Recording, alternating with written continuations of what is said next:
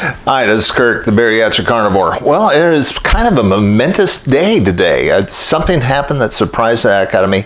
Robert F. Kennedy Jr. has just been not only nominated, but confirmed and now sworn in as the new head of the Department of Health and Human Services. He's now a cabinet secretary, and he has surprised the heck out of me that he has been confirmed and he is there. This could be a game changer based on everything that's going else on in the Trump administration. They are not letting any grass grow underneath their feet. The first few weeks of the administration, they are making all sorts of changes and moving at breakneck speed, and I hope that Bobby Kennedy continues that trend by making major changes at that department. And I know he has been kind of a highly controversial figure because of his stand on vaccines, but that really has not been his emphasis. He has really been trying to push for getting America healthy again, predominantly because our food supply is broken. And part of the reason for that is because, frankly, the government has been running things into the ground. Government got involved back during what was called the McGovern Commission, and it was a bunch of U.S. senators that were studying, trying to figure out nutrition because CBS back in 1968 ran a study on being hungry in America. And it was a big story and got lots of attention, highly controversial, and people were wondering, okay, how can we be the richest country in the world and yet have people that are malnourished? So McGovern decided to create a select committee to examine this in the U.S. Senate, and it took them a decade. And they ran into a serious problem because there's no consensus, or there wasn't at that time, on what healthy food was. Some people said that the problem was sugar. Some people said it was industrial seed oils. Some people said it was meat and saturated fat. And they kept arguing. And McGovern decided, well, you know what? We're politicians. We are going to make a decision. And after a decade of deciding that there was no consensus amongst the scientists, the government created a consensus. And that became the food pyramid. And what you may not realize is the person the staffer that basically wrote that was a Seventh-day Adventist who was a vegetarian and hated meat, hated saturated fat. McGovern was, his doctor, who never was an expert in nutrition, was really concerned about cholesterol. So a handful of politicians basically created the food pyramid.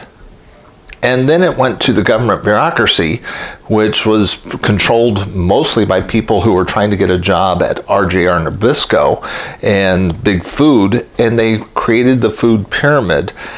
And guess what's happened since then? Since the food pyramids happened, has America gotten healthier? Have the rates of obesity dropped? Have the number of heart attacks dropped? No. Everything has gotten worse. Our number of type 2 diabetics has skyrocketed. Less than 12% of America is metabolically healthy. We are sicker than we've ever been. We are spending more money for healthcare than we've ever done in our entire nation's history. Nobody else spends as much money as we do, and yet our life expectancy is plummeting. When you add all that together, something is seriously wrong. The problem is most of it lays at the feet of big food, big pharma, and big government. Those people have all been working together against you and your health. And complicit in this has been the news media. Unfortunately, back when I was a kid, they used to always run a little special on every news broadcast on how to get healthier. Not pushing a pharmaceutical treatment, but on how to exercise better. They had some guy on CNN called, Jake, who used to, give, give helpful hints on how to improve your workouts. People would talk about how to eat healthier food and stuff like that. And all that went out the window when Big Pharma started advertising on TV. And when you look at the average news broadcast, watch it, tonight if you dare. Pay attention to CNN. What are the 30 to 40% of their ads made up of? They're Big Pharma ads. Oftentimes for some obscure drug that only affects maybe 0.01% of their entire viewership. Why are they pushing that drug? Well, they're not trying to sell the drug. That's secondary to buying the complicit silence of the news media. One of the things that I think many of us figured out during the pandemic was, we were told to shut up and trust the science, listen to the big media. Well, guess who bought and paid for the big media? They were all bought and paid for by Big Pharma.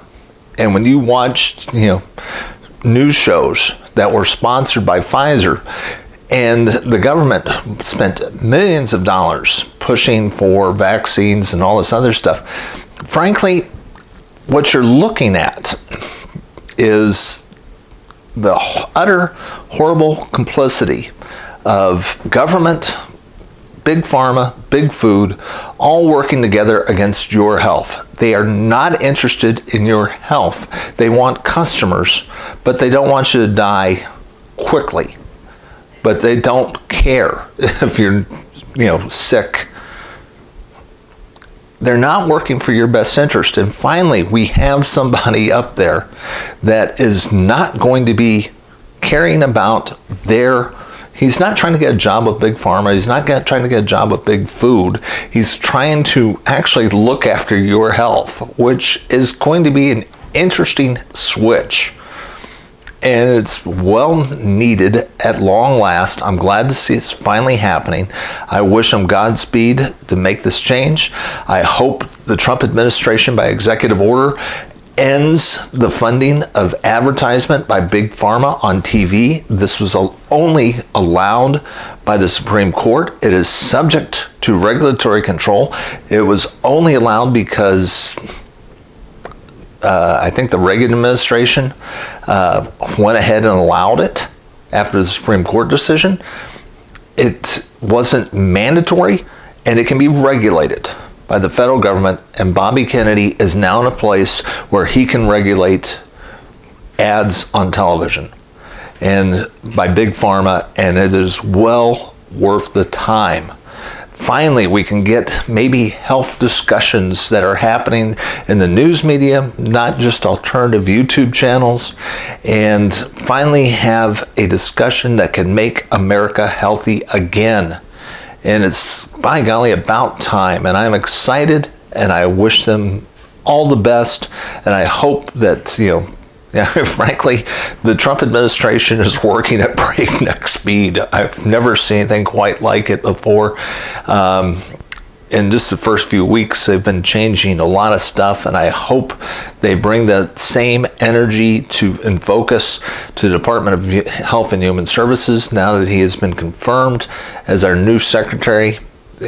I never thought that this day was going to happen, but I'm excited about it. And hopefully it only makes things better, and in the long run will make America a much healthier place. Here's hoping. This is Kirk, the Bariatric Carnivore. I try to put out a couple messages each week. I will talk to you again soon.